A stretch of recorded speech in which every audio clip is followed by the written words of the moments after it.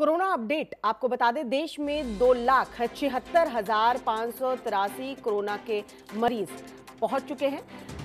Corona से अब तक 7,745 लोगों की मौत हो चुकी है। 1,35,205 मरीज इलाज के बाद ठीक भी हुए हैं।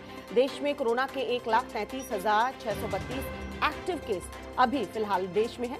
पिछले 24 घंटे की बात करें तो 10,000 के करीब नए केस सामने आए हैं। 24 घंटे में कोरोना के 9,985 केस सामने आए। 24 घंटे में 279 लोगों की मौत हुई है।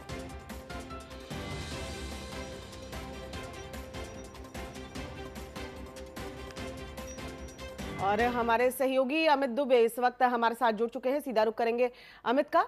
अमित, लगातार मामले बढ़ रहे हैं और ऐसे में हम देख रहे हैं अब कोरोना पॉलिटिक्स भी शुरू हो चुकी है।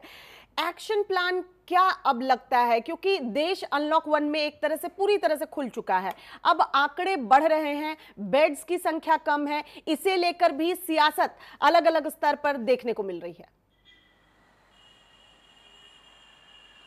जी बिल्कुल, देखिए संक्रमितों की संख्या जिस तरह से बढ़ रही है, पहले बताना चाहेंगे कि केंद्र सरकार ने अपने कर्मचारियों के लिए गाइडलाइंस जारी करी है कि जो अधिकारीगण हैं, खासतौर पे अगर किसी एक केबिन में 2 अधिकारी हैं तो एक दिन में एक अधिकारी आएगा, दूसरा दूसरे दिन आएगा। साथ ही जो केंद्रीय कर्मचारी है उनके लिए भी खास तौर पर इंस्ट्रक्शन दी गई है कि जिनके अंदर कोई भी लक्षण, सर्दी, खांसी, जुकाम, बुखार, इस तरह कोई भी लक्षण अगर नजर आते हैं तो वो लोग ऑफिस ना आए, पूरी तरह से एहतियात बरतें और घर पे ही रहें, घर से ही काम करें। यहाँ तक कि जो रेड जोन से जो कर्मचारी आते हैं उन्हें भी ऑफिस आने की जरूरत नहीं है और घर पे रह के काम करें। जहां तक सियासत की बात है तो खास तौर पे डिप्टी सीएम, दिल्ली के डिप्टी सीएम मनीष सिसोदिया ने जिस तरह प्रेडिक्शन करी है कि 31 जुलाई तक 5 लाख से ज़्यादा पेशेंट दिल्ली में होंगे, 80,000 से ज़्यादा बेड्स की जरूरत पड़ेगी, उसे लेके खास तौर पे सियासत गर्म हो गई है। क्योंकि क्या सिर्फ दिल्ली सरकार जो है सिर्फ प्रेडिक्शन ही करेगी कि या इसके लिए कोई इंतजाम भी करेगी? क्योंकि खास तौर पर जो इशू हुआ था वो दिल्ली कैबिनेट ने फैसला पास किया था जिसमें कहा गया था कि दिल्ली सरकार जो हॉस्पिटल उनमें सिर्फ दिल्ली वालों का ही इलाज होगा, जिसे राज्यपाल ने आगे नहीं बढ़ाया और राज्यपाल ने उस फैसले पे रोक लगा दी। और उसके बाद तमाम जो आम लोग हैं वो भी दिल्ली सरकार के हॉस्पिटल्स में इलाज करा सकते हैं। तो उससे लेके अब तमाम राज्य जो है कहीं ना कहीं इस बात पे मंथन जरूर चल रहा है कि जिस तरह से संक्रमितों की संख्या बढ़ रही है, आने वाले दिनों में और ज़्यादा मरीज होंगे, ज़्यादा बेड्स की जरूरत पड़ेगी और उसके लिए सरकारें क्या कुछ इंतजाम कर रही हैं। जी अमित, ये नहीं लगता कि ऐसे वक्त में जब हम एक तरफ कोरोना से जंग लड़ रहे हैं, क्योंकि ये पहले स्थिति ऐसी नहीं आई है, इसीलिए एक्शन प्लान डेली कह सकते हैं, डेली बेसिस पे, या फिर जो 10 दिन में सर्वे रिपोर्ट बताती है उसके अनुसार, या जो एक्सपर्ट्स कहते हैं उसके अनुसार एक्शन प्लान बनता है। ऐसे में राज्य सरकार का सपोर्ट भी केंद्र को चाहिए होगा और केंद्र सरकार को भी चाहिए कि राज्यों की सुने।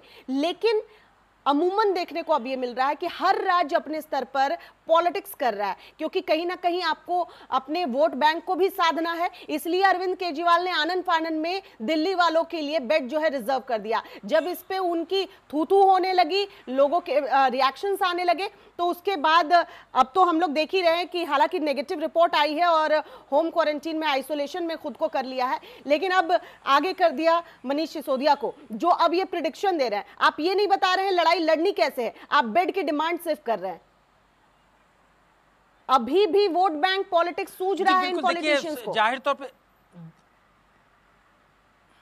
जी बिल्कुल, देखिए सबसे बड़ी चीज यहाँ पे जो देखने को मिलती है, चूंकि अब मनीष सिसोदिया जो है वो पूरी तरह चार्ज संभाले हुए हैं, अभी भी अपने इरादों पे कायम है। यहाँ तक कि आम आदमी पार्टी के जो सांसद संजय सिंह है वो साफ तौर पर कह रहे थे कि राज्यपाल ने जो कैबिनेट का फैसला निरस्त किया, किस आधार पर निरस्त किया वो भी बताना होगा और राज्यपाल ऐसा कैसे कर सकते हैं। हालांकि दिल्ली में जो है वो पावर ऑफ अथॉरिटी जो है वो राज्यपाल के पास ही है, इस बात को सुप्रीम कोर्ट पहले स्पष्ट कर चुका था और उसके बाद हालांकि तमाम फैसले जो हैं वो दिल्ली सरकार पर लागू होते हैं। दूसरी बड़ी चीज कि जैसे जैसे संक्रमितों की संख्या बढ़ रही है, तमाम लोगों को इस बात को सोचने के लिए मजबूर कर दिया गया। खासतौर पर अगर हम नोएडा की बात करें, गाजियाबाद की बात करें, तो अभी भी उन्होंने अपने बॉर्डर सील कर रखे हैं। यानी दिल्ली से अगर कोई नोएडा जाना चाहता है तो वो प्रवेश नहीं कर सकता, गाजियाबाद जाना चाहता है तो बिना पास के प्रवेश नहीं कर सकता। यहाँ तक कि हरियाणा सरकार के कैबिनेट मंत्री अनिल विज ने एक बार फिर संकेत दिए हैं कि फरीदाबाद और गुड़गांव के जो बॉर्डर है फिर एक बार सील करने की तैयारी के संकेत दिए हैं। होना भी इससे चाहिए, पहले हरियाणा भी अपने चाहिए। बॉर्डर ये सील कर जिला चुका है, प्रशासन लेकिन की जिम्मेदारी होती है और ये राज्य सरकार इस जिम्मेदारी को समझे, क्योंकि हम नहीं कह सकते कि ये एक्शन प्लान जो हम लेके चल रहे हैं वही सटीक साबित होगा। तो रोज नए समीकरण देखने को मिलेंगे, रोज नए एक्शन प्लान बनेंगे, उसके लिए तैयार होना चाहिए। बहुत बहुत शुक्रिया अमित हमारे साथ जुड़ने के लिए, तमाम जानकारी हम तक पहुंचाने के लिए।